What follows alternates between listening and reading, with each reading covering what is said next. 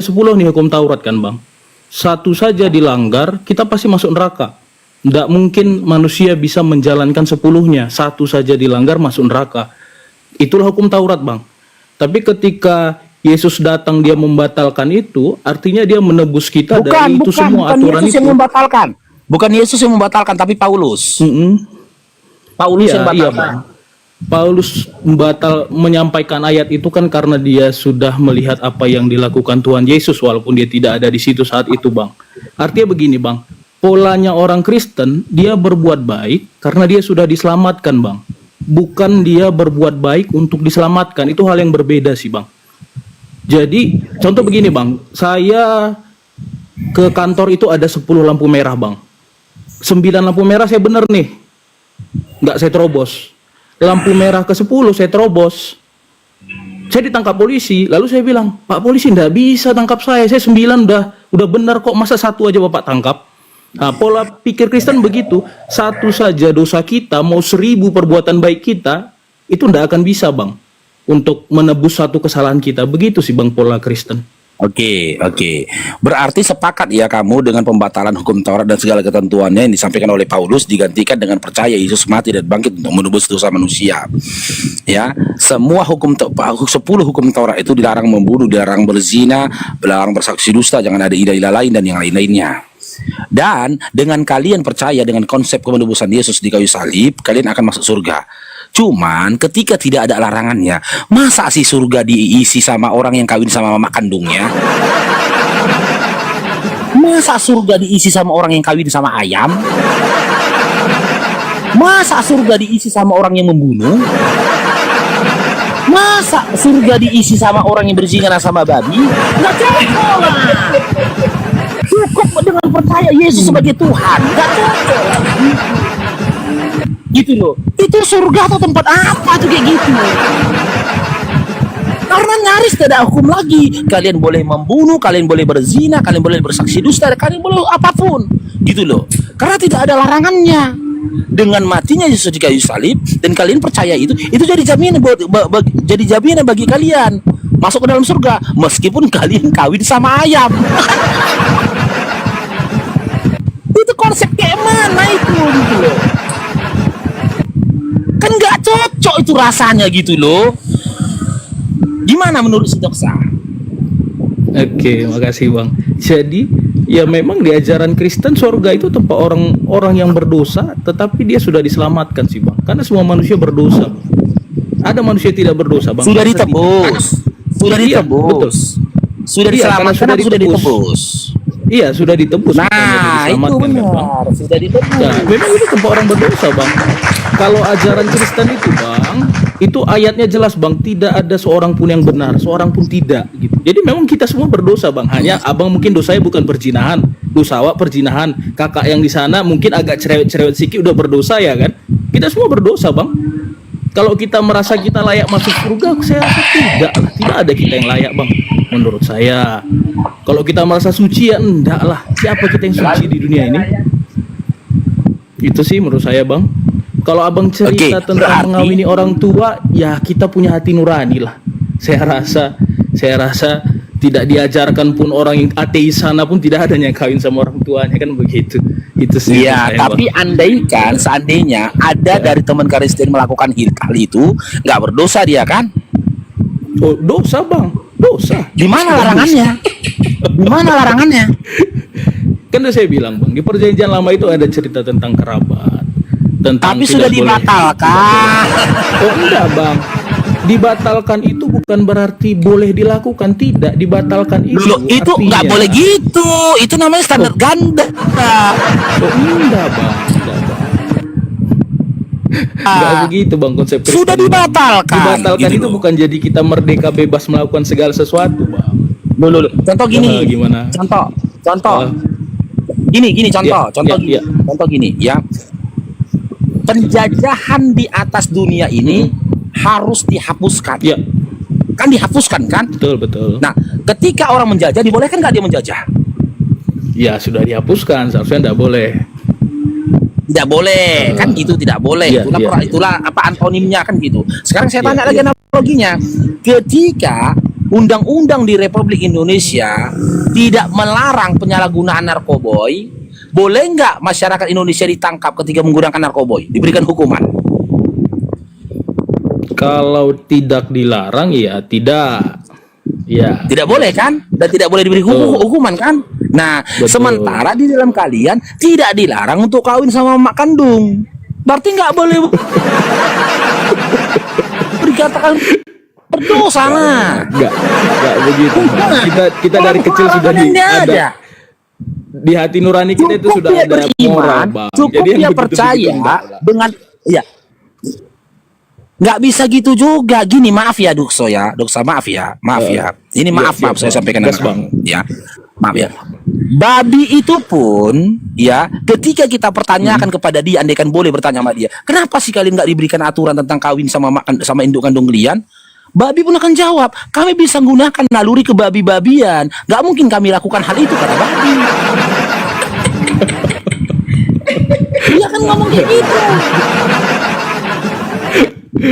Sementara setelah dia berbicara begitu, dia lakukan hal itu. Iya. Nggak bisa gini. Kalau segala sesuatunya, gini Dinda, kita kembali kepada Adam, ya kan? Kalau segala sesuatunya dikembalikan kepada pemikiran kita dan juga naluri kita manusia, berarti nggak perlulah dong Tuhan kemarin bilang sama Adam, jangan kau dekati pohon ini, betul? Betul kan? Nggak perlu. Harusnya Tuhan itu nggak perlu bilang sama Adam, Adam, kau dan perempuanmu jangan dekati pohon ini, gitu loh. Kalau memang konsepnya menggunakan naluri dalam menjalani hidup, gitu loh. Tapi pada kenyataannya Adam itu diberikan larangan, jangan kau dekati pohon ini. Nah, didekati sama Adam, putus Adam. Menurut Nah, Abang, bagaimana kalian gitu loh, yang tidak ada Menurut- aturan gitu loh. Adam saja manusia pertama yang diciptakan dan tinggal di Eden diberikan aturan. Kalian manusia tinggal di dunia nggak dikasih aturan. Cukup modal percaya dengan kematian dan kebangkitan, masuk surga. Cemana itu? enggak lah, Bang. Berarti kan seakan-akan nih Tuhan kalian Iya, itu iya, adil. Putus, Bang. Kan gitu, nggak adil sama siapa? Nggak adil sama Adam. Udah aman. Hah? Udah aman. Cik. Ya silakan Dok, silakan. Enggak sih, Bang. Kita nggak sepaham sih mengenai pendapat Abang tadi itu.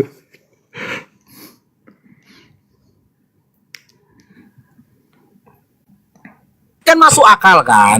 Ketika aku komparasikan dengan nasibnya Adam, kan masuk akal kan?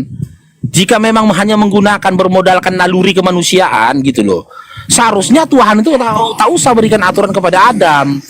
Biarkan Adam hidup di tanaman Eden. Biarkan dia menggunakan naluri kemanusiaannya tentang apa yang boleh dia makan, apa yang tidak boleh dia makan. Tapi ketentuan dari Tuhan yang menciptakan Adam tidak seperti itu. Adam yang diciptakan itu diberikan aturan, tidak boleh kau dekati pohon itu gitu loh. Dan kalian bagaimana bisa gitu loh, tidak diberikan aturan. Ini hal yang terpenting loh perihal tentang perkawinan. Nggak ditertulis di Bible kalian, tapi tentang laki-laki yang punya zakar sebesar kuda dituliskan gitu loh. Itu gimana? Apa pula manfaatnya Tuhan kalian ngasih tahu ada laki-laki zakarnya sebesar zakar kuda? Coba lah. Di mana itu, Bang? Kan nggak ada kontribusinya juga itu buat hidup manusia. Tentang perzinahan dalam kitab Amsal itu dituliskan tuh apa? Oh, kalau itu perlu, Bang. Perzinahan di Amsal itu perlu. Aku udah baca. Mungkin Abang hanya baca satu ayat sih itu. Kalau Iya, kalau untuk kita apa baca itu? itu enggak, itu Iya, apa-apa. itu contoh Poinnya ayat yang apa mana yang dari Abang yang bilang? disampaikan dalam Amsal Enggak, itu apa? ayat yang mana yang Abang bilang di Amsal? Amsal 7. Amsal Contoh, 7. Amsal Sik, Bang ya. Amsal 7 ya. 7 dan nomor 18 sampai 19. Amsal 7 ayat 16 sampai 19 lah. Terserah lah mau sampai nomor berapa dibaca sama si Doksa, terserah. Kali ini aku dengar ada okten mengatakan perlu ada di Bible itu kisah porno, perlu katanya.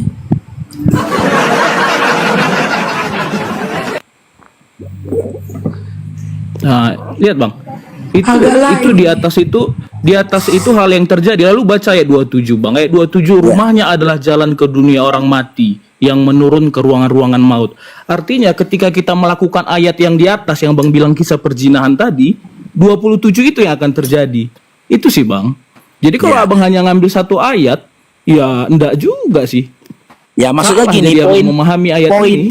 ya poin penting dari kitab Amsal 7 itu tadi, poin penting yang mau disampaikan oleh Tuhanmu berupa larangan. Dilarang ngapain coba? Halo, Bang, ya. itu penggemarmu di YouTube minta kau dibesarkan. Kau katanya tumben kecil katanya. Oh ya, siap. Ya, poin pentingnya apa? Yang jadi rangkumannya, poin penting yang menjadi sebuah larangan dari kisah Amsal 7 itu tadi apa itu, Bang? Menurutmu? Ya jangan berzina sih ini Bang. Ini tentang jangan berzina. Nah, itu benar. Betul. Ini tentang jangan berzina. Kan redaksinya itu gini, redaksinya itu harusnya cukup menurunkan perintah jangan berzina. Ngapain menceritakan hal-hal vulgar kayak gitu? Oh enggak sih Bang. Gitu Saya loh. enggak tahu Bang. Ngapain menceritakan hal-hal kayak Saya gitu? enggak tahu di teman-teman muslim itu kan kita percaya Taurat, Jabur, lalu apa lagi Bang ya? Taurat, Jabur, Mazmur itu Jabur ya. Amsal ini kan kitab yang dibuat Salomo sih Bang. Dan dia Iya. itu seperti bentuk dibuat oleh Sulaiman, maaf. Dan itu dia seperti berbentuk narasi seperti karya apa lah ya? Karya sastra lah. Sehingga dia banyak seperti Kisah puisi-puisi, porno Bang. karya, astagfirullahaladzim. Enggak Bang. Memang Kita agak jangan lain melihat kau ke situ. kisah porno karya. Kecuali di situ disuruh berbuat seperti itu, tidak, itu dikisahkan seperti itu, lalu terakhir, Nah. hey, kalau kau seperti itu ya tempatmu ya ini begitu. Itu sih yang oke. kupahami dari ayat ini. Jika kita mau mengkaji tentang tulisan dan juga karya dari Salomo yang tertulis dalam kitab Amsal, ya, tapi tidak ada investigasi hukum, tidak ada investigasi ilmu yang memastikan apa yang tertulis di dalam kitab Amsal merupakan tulisan dari Salomo. Nggak ada. Ah, Gak ada. Karena apa? Karena gini dok saya. Karena itu bisa dari debat panjang dulu. tentang itu Bang.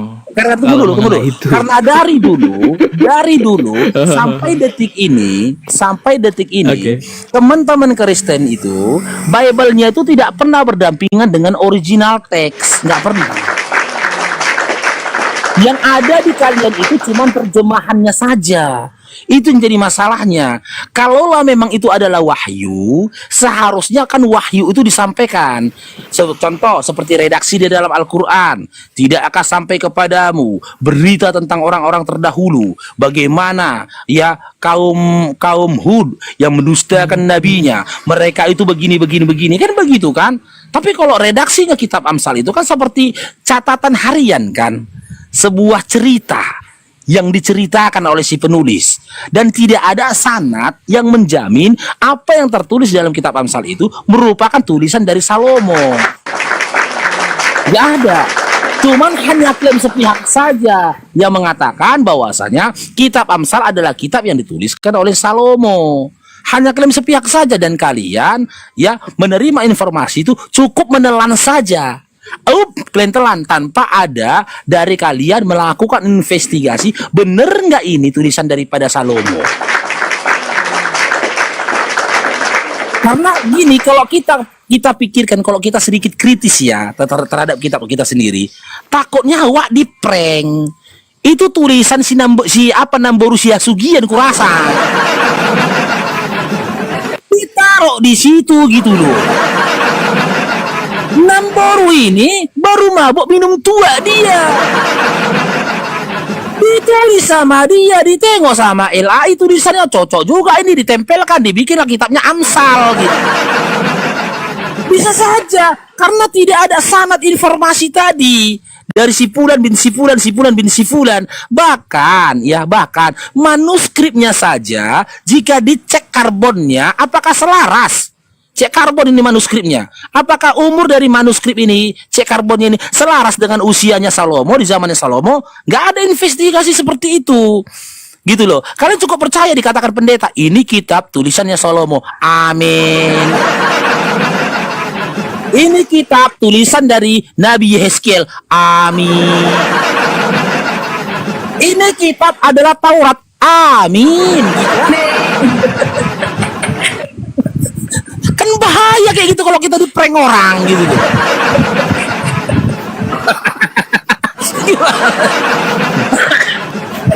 Karena ini buah pemikiranku dulu waktu Kristen, Dok. Silakan. Iya. Nggak, aku nengok kakak yang di atas senyum senang kali aku daripada marah-marah kayak biasa ya.